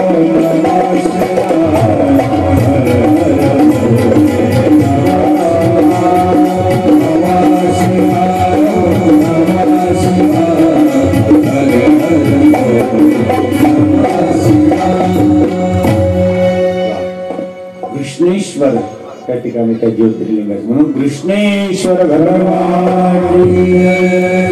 ज्योतिर्लिंग माहिती पाहिजे ना, 12 ज्योतिर्लिंगाला दर्शन दिलं, तिथली माहिती तर माहिती पाहिजे. त्र्यंबकेश्वर आहे आपल्याकडं, कोणाला माहिती? त्र्यंबक म्हणजे 3, ब्रह्म विष्णू आणि महेश, 3 शिवलिंग आहे. भगवान त्र्यंबक राहिलं का निर्माण झालं? वर बोट करा सांगा. त्र्यंबकेश्वर, त्र्यंबक राजा ब्रह्मगिरी, ब्रह्मगिरी जो जो गंगा वाहेसी. कधी कधी माहिती असतं पाहिजे आपल्याला कधी गोष्ट. आणि म्हणून त्र्यंबक राजाचे एवढे ज्योतिर्लिंग पाहू, एवढे एक दर्शन घेऊ. कारण सौराष्ट्र सोमनाथम च श्रीशैल्य मल्लिकार्जुन उज्जैन्या महाकारण ओंकार मंगलेश्वरम ओंकारेश्वर. कोण कोण गेलो ओंकारेश्वरला? बरेच लोक दर्शन करून आले. नर्मदा माईचं स्नान केलं. नर्मदा मैया फार पवित्र आहे आणि तिथून कोणी ज्योतिर्लिंग घेऊन आलं छोटं छोटं. प्रत्येकाच्या घरात ठेवायला आणलं पाहिजे बरं का. नसेल तर आमच्याकडून घेऊन जा. 3 मुखी रुद्राक्ष जर लेकराच्या गळ्यात घातला तर तो विद्वान होतो, ज्ञानी होतो. किती मुखी पाहिजे उद्या सांगणार आहे. 3 मुखी रुद्राक्ष नसेल आमच्याकडे आहे. फुकट आहे, पैसे नाही बरं कधीच नाही, कारण त्याचं मोल करू नये रुद्राक्षाचं. आम्ही आतापर्यंत जेवढं वाटलं किंवा भक्त मंडळाला सांगितलं की रुद्राक्ष घेऊन या, तशीच वाटा. रुद्राक्ष गळ्यात पाहिजे, प्रत्येकाच्या गळ्यात रुद्राक्ष पाहिजे. आपल्या गळ्यात एक रुद्राक्ष असावं, कपाळाला भस्म असावं, मुखात शिवनाम पाहिजे. 3 गोष्टी पाहिजे. मुखात शिव ओम नमः शिवाय, ओम नमः शिवाय, नमः शिवाय, नमः शिवाय, नमः शिवाय हा शब्द पाहिजे. कपाळाला भस्म पाहिजे, त्रिपुंड पाहिजे. आपण नाही का बाबाजी लावायचे भस्मले पुनी प्रभात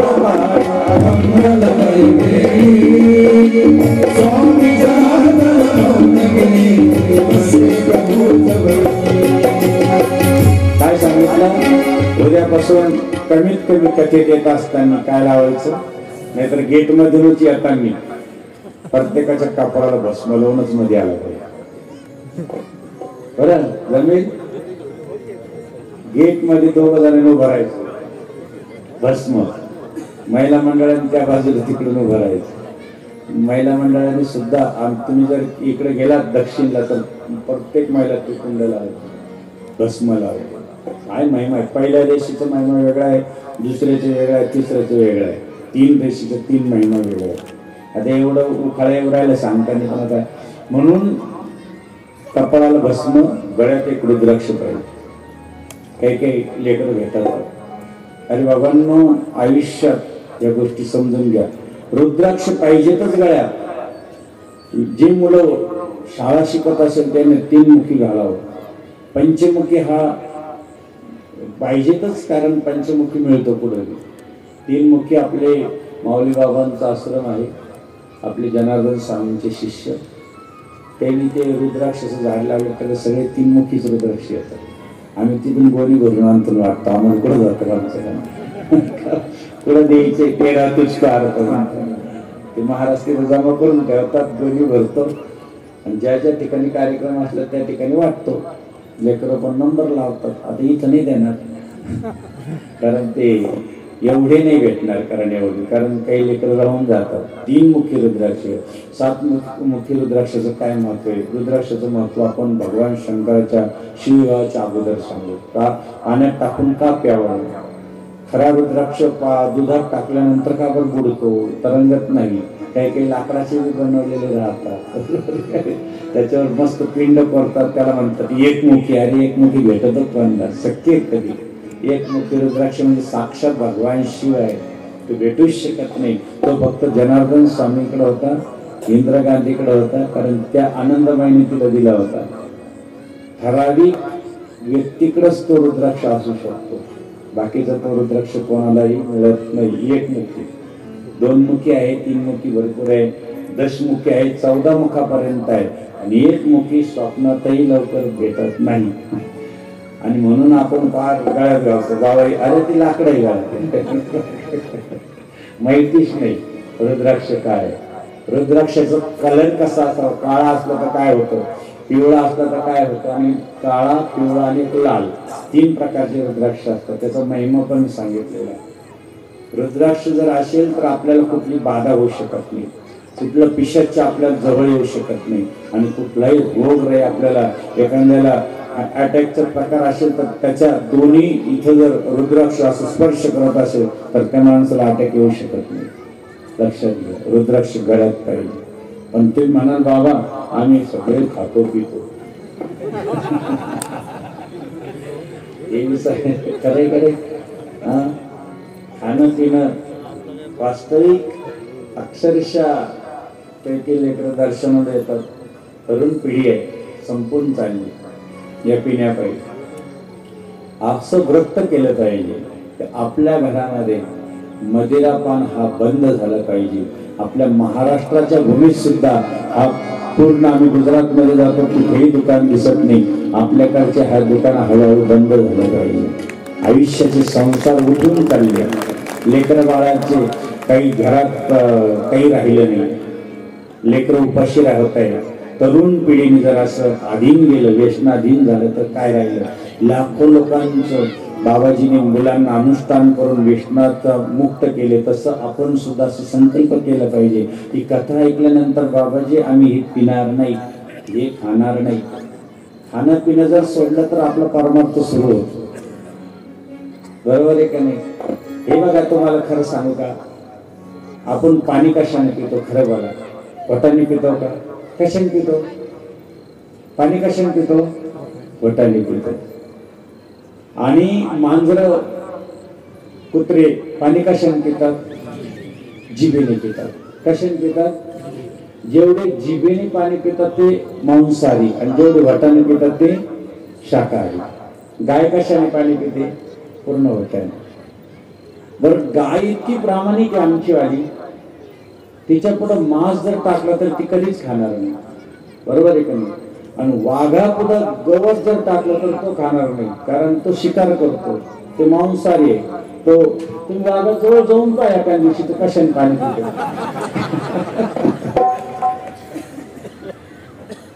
जिभेने पाणी पितो. वाघा पुढे गवत टाकलं तर चुकून खात नाही, आणि गाई पुढे मांस टाकलं तर ते चुकून खात नाही. म्हणजे ते इतकं शास्त्र पाळतात, एकामेकात पाळतात. आम्हाला दोन्ही चालत, याचंही चालत आणि त्याचंही चालत माणसं हे. म्हणून बाबांना शिव महापुराण कथा ऐकल्यानंतर कमीत कमी व्यसने सारे सोडून द्या ना. सगळे ही व्यसन आपण सोडून दिले पाहिजे. आणि आपल्या जीवनात आम्ही आलो कशासाठी? कमीत कमी 4 लेकरांना जरी बाबा रुद्राक्ष घातले बरं का आम्ही, आणि आम्ही आता व्यसनमुक्त झालो, आम्हाला समजायचं की आज आमचा संसार सुखाचा झाला, शिव महापुराण कथा आमची सार्थक झाली. बरोबर आहे का नाही? आणि म्हणून त्या ठिकाणी आपण सांगत होतो भस्मचं, ज्याने कथा फार सुंदर चालली होती, जेणेकरून आपण थोडस याच्यात गेलो चिंतनामध्ये. देव मंगलम महादेव मंगलम, देव मंगलम महादेव मंगलम, देव मंगलम महादेव मंगलम, देव मंगलम महादेव मंगलम, अभिनाथ मंगलम, अभिनाथ मंगलम, उमानाथ मंगलम, उमानाथ मंगलम, देव मंगलम महादेव मंगलम, देव मंगलम महादेव मंगलम,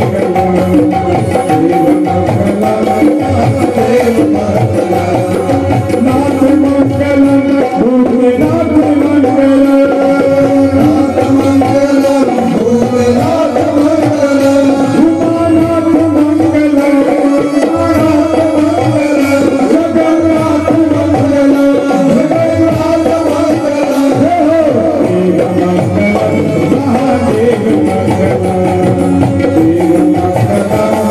महादेव मंगलम. घरामध्ये सुद्धा आपण अनेक प्रकारचे केमिकलने फरशी पुसतो. एखाद दिवशी नमक म्हणजे मीठ टाकून फरशी पुसून बघा, घरातला सगळा दोष निघून जातो.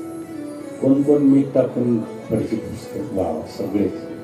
तुम्ही बरंच ऐकलेलं, उगाच आला सांगायचं नाही. कापूर, भीमसेन कापूर ज्यावेळेस आपण पेटतो आणि प्रत्येक रूम मध्ये दाखवतो, कोण कोण दाखवतो? बरेचशांना माहिती, भीमसेन कापूर प्रत्येक रूम मध्ये त्याचं धूप दाखवतो. भीमसेन कापूर लक्षात ठेवा. आपल्या घरात पाणी ठेवलेलं असतं रात्रभर, आणि तेच जर पाणी आपल्या घराचे पहिले जुने लोक आपली चौकट असते त्याच्यावर शिंपडत होते. आता आपण नाही, आता बंद झालं. कारण बाहेरचे अपघात, बाहेरचा अनेक प्रकारची इडापिडा आतमध्ये प्रवेश करू नये आणि पितृदोष शांत व्हावा म्हणून आपण आपल्या सकाळी उठला ते आपण आपल्या याच्यावरती पाणी शिंपडतो. आता बंद झालं ते का, जेणेकरून आपल्याला हे सुख शांती आपल्याला, आपण खूप काही करतो. एक असं नारळ घ्यायचं, नारळ बांधताना उभं बांधायचं असतं. लोक आडं बांधतात, उभं नारळ बांधलं तर त्याच्यातलं पाणी तसंच राहतं. पाणी तर जोपर्यंत आहे तोपर्यंत घरात काही त्रास नाही. आणि त्याच्यावर लिहायचं असतं. मी उद्या सांगेल तुम्हाला त्या नारळावरती काय लिहायचं, कोणता अक्षर लिहायचे. आणि ते त्याला असं चांदणी सारखं करायचं, अशी चांदणी. आणि चांदणीमध्ये एक टिंब ठेवायचा, आपल्याला ते पेन हिरव्या पेनने, आणि मग ते नारळ बांधायचं असतं. आपण डायरेक्ट बांधतो. त्याचं काय जे जे चिन्ह असतं ते कशी हे करतं त्याची आपल्या उद्या तुम्हाला आम्हाला आठवण द्या, नक्की सांगेल तुम्हाला. का या गोष्टी माहिती पाहिजे आपल्याला, की घरात आनंद प्रदान करण्यासाठी या गोष्टी सर्व समजून घेण्यासाठी. जसं आपण ओंकारेश्वरचं चिंतन आपण करत होतो, एवढे एक ज्योतिर्लिंग पाहू, जीव दर्शन घेऊन. विंध्याचल नावाचा पर्वत होता. नारद जे आले ते विंध्याचलने खूप स्वागत केलं. त्यांनी सांगितलं, अरे विंध्याचल, अरे तुला छोटा आहे रे, मेरू पर्वत तुझ्यापेक्षा मोठा आहे. विंध्याचल झाले, याच्यासाठी मला काय करावं लागेल. म्हणून तुला काही नाही, भगवान शंकराची पिंड बनायची, त्याचं दर्शन करायचं, भगवान शंकर प्रसन्न झाले तर मागून घ्यायचं. अहो खरंच ना, विंध्याचलनी एवढं भगवान शंकराची प्रार्थना केली, भगवान शंकर प्रसन्न केले. जेवढा उंच व्हायला लागला एवढा उंच व्हायला लागला. अगस्त्य ऋषी आले, आपले अगस्त्य ऋषी. आणि अगस्त्य ऋषीला भगवान, आता उद्या लग्न आहे भगवान शंकराचं. भगवान शंकराने सांगितलं, अगस्त्य ऋषी आणि काय, अहो सगळे विवाहाला येत आहे, हे सगळं वराड येत आहे, देव येत आहे, सगळे येत आहे. एका बाजूला पूजा झालेला आहे, उत्तर दिशा पूर्ण अशी काणी झालेली आहे, दक्षिण दिशा उचलायला लागलेली आहे. मग काय करायचं भोले बाबा, मला बी तुमच्या लग्नाला यायचं, मला काय टाळत आहे तुम्ही. भगवान भोले बाबांनी सांगितलं, नाही अगस्त्य ऋषी तुम्ही दक्षिण दिशेला जायचं आहे, दक्षिण दिशेला प्रचार प्रसार करायचा आहे. कारण त्यांना माहिती आहे विंध्याचल वाढत आहे, आणि विंध्याचलाला वाकवण्यासाठी अगस्त्य ऋषी गेल्याशिवाय हा विंध्याचल वाकणार नाहीये. विंध्याचलानं अगस्त्य ऋषीला पाहिलं, अगस्त्य पुढे असा वाकला, आणि विंध्याचल म्हणे परत येईपर्यंत असंच राहा, अजून आले नाही त्याला देखील. म्हणून विंध्याचलाने नमस्कार केला, आणि जो भगवान भोलेनाथ ज्यांच्यासाठी प्रकट झाले, दोन याच्यात तयार झाले, ओंकार आणि तिकडे ममलेश्वर. बोला ओंकार ममलेश्वर. आणि त्याच वेळेस आता माझं लग्न आहे आणि तुम्ही तिकडे जायचं आहे असं म्हणल्यानंतर अगस्त्याला वाटलं की अरे भोले बाबाचं लग्न मला पाहायला भेटणार नाही. अगस्त्य ऋषीमध्ये एवढी शक्ती होती बाबा, हो सगळं विश्वातले लोक एका बाजूला आले, धरती अशी झाली, आणि दक्षिण बाजूला अगस्त्य ऋषी फक्त उभा राहिले, समतोल साधला गेला. फक्त एकटे अगस्त्य ऋषी यांनी एका आचमनात समुद्र पिलं. एका बाजूला उभा राहिले, भोले बाबा सांगितले, भोले बाबा मला लग्न तुमचं दिसलं पाहिजे. अगस्त्य ऋषीसाठी भगवान भोले बाबांनी तिथून योजना केली, दक्षिण मधून भोले बाबाचं लग्न यायचं दिसलं अगस्त्य ऋषीला. ते उद्या आपण पाहणार. असा हा ओंकार मंगलेश्वरम केदारनाथ 9 नारायणानं भक्ती केली. नारायण नारायण नारायण म्हणजे नर आणि नारायण दोघांनी शिवलिंग बनवायचं, त्याची पूजा करायची. 12 वर्ष असं दोघांनी नारायणांनी सेवा करताना भगवान शंकर त्या ज्योतिर्लिंगातून प्रकट झाले, आणि नारायण सांगितलं इथंच राहा, ते म्हणजे केदारनाथ. बोला केदारनाथ. श्रीशैल्य मल्लिकार्जुन उज्जैन महाकाल ओंकार मंगलेश्वरम केदार हिमपुष्पे दाकिन्य भीमाशंकरम. भीमाशंकरला जाऊ, ते मात्र उद्याच्या प्रवचनात जाऊ. आणि म्हणून भीमाशंकरचं आपण उद्या दर्शन घेणार आहोत. सगळ्या